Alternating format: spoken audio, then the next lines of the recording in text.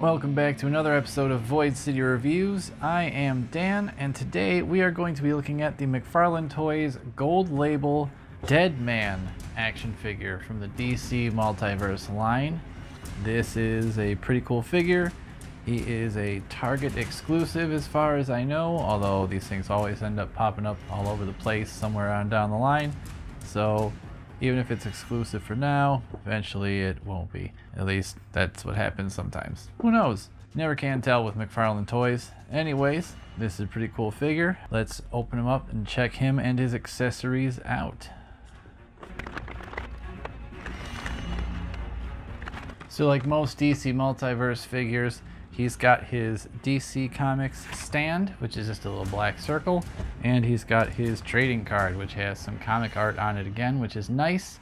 I always liked when they actually had the comic book art on here as opposed to just like a photo of the action figure. So that is pretty cool to see that showing up on here again. Let's take the rest of this apart now.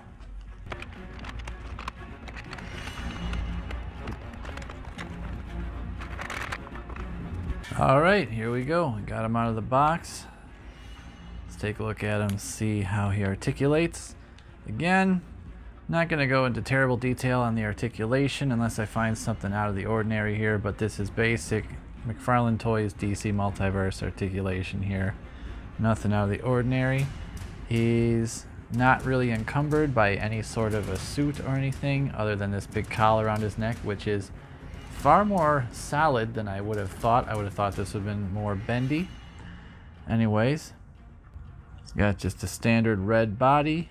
No details on it really, nothing, no sculpted detail. It's basically just a flat red.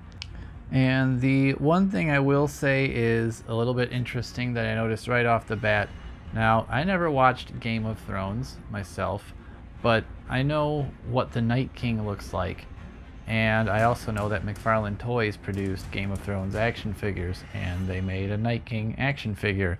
Now, look at Deadman here, and look at the Night King action figure. Take the spikes off of Night King's head, you've got Deadman. It's the same face.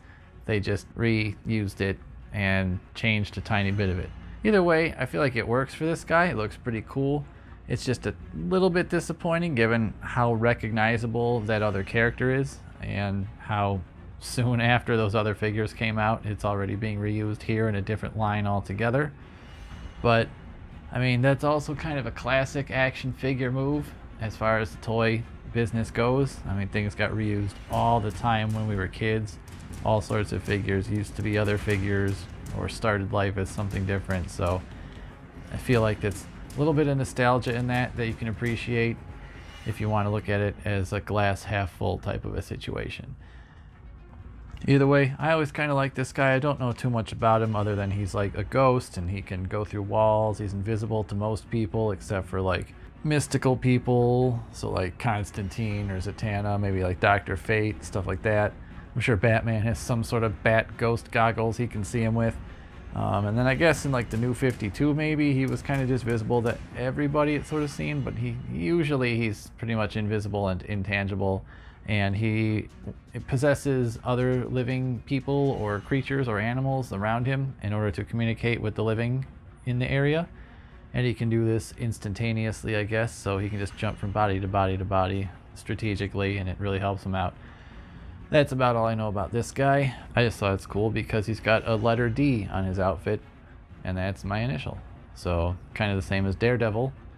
I'm not a huge fan of Marvel Comics or anything, but I always thought Daredevil had a cool costume because it had my initials on it. So there you have it. Either way, it's a pretty nice figure. Not too much in the way of paint on here. The D is nice and stamped on there. It looks good.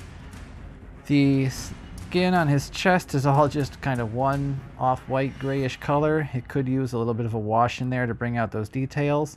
The head is a little bit darker, a little bit grayer, so some of the details pop a bit more on there, but that could also even use a bit more of a wash. But I think that would have brought out the details more, and it would have been more obvious that this is the Night King. Either way, now that this guy is out here with this humongous collar, now I can't wait for there to be some sort of a gold label Nightwing action figure that has a reuse of this body, just with probably a different belt, maybe different boots and hands, but using this same giant collar so we can get 70s Nightwing. I'm not really waiting for that. No, not so much. Please don't, Todd. I know you will now, but please don't. Just... So he sort of comes with these like necroplasm looking ghostly things that fly around him. I think it's just supposed to be like, you know, the ghostly fog that pops up whenever he's around. But there is kind of a ghost sculpted into one of these. Looks kind of freaky, and it kind of plugs into his back, I do believe, and goes up over his shoulder. Yep, so there is a plug here on the back of his neck, and that's where this plugs into, and it actually kind of wraps around his neck too, so it gives like little tendrils of that smoke coming around. And then he's got like a ghost flying up over his head, and he also has these guys that go on his hands, and I always hate these things because I never know how these are really supposed to go, so they never seem to look right for me ever. I'm in the minority here, but did I mention I like the old ball universal style ankles and wrists that these figures had? These new ones that are actually shaped like ankles and wrists. I don't know, there's just something that makes them feel more flimsy than the other ones. I know, yeah, they look like balls in there, but it's an action figure, it's a toy. Parts of it are gonna look like a toy, people. We gotta just kind of accept that. Especially if we want it to have the range of motion that we want. You know, you can't just have it be seamless and be $20, and I'm not going to get into that argument right now. But anyways, that said, I got these guys on there. Looks kind of cool. He's got little ghostly bits all over him, and those have some odd sort of paint to them, or it's actually not even paint. The ghost that he comes with, there are like solid chunks inside the clear plastic. So it looks really weird, like there's like almost a smoke going on inside of him. But it's actually inside of the clear plastic. Very strange. I've never seen something like that yet in a McFarlane toy. So, good job on that. Well, anyways, that about does it for this review. As far as this figure goes, I really like him. I think he'll fit in nice on the shelf once I get it put back up again. I am moving finally, so sooner rather than later, the schedule will get back to normal and get new content, new shows, and you'll get to see even more figures reviewed and looked at. And we'll get Toast back over here as well to do some things with him as well. Some new shows, new channels, new all sorts of stuff. Anyways, you know, pick up this guy, Target exclusive, gold label, McFarlane Toys, DC Multiverse DEADMAN action figure. I think he's pretty cool. I think he'll look good in a lot of people's collection, especially if you're looking to make a Dark Justice League. Anyways, like and subscribe.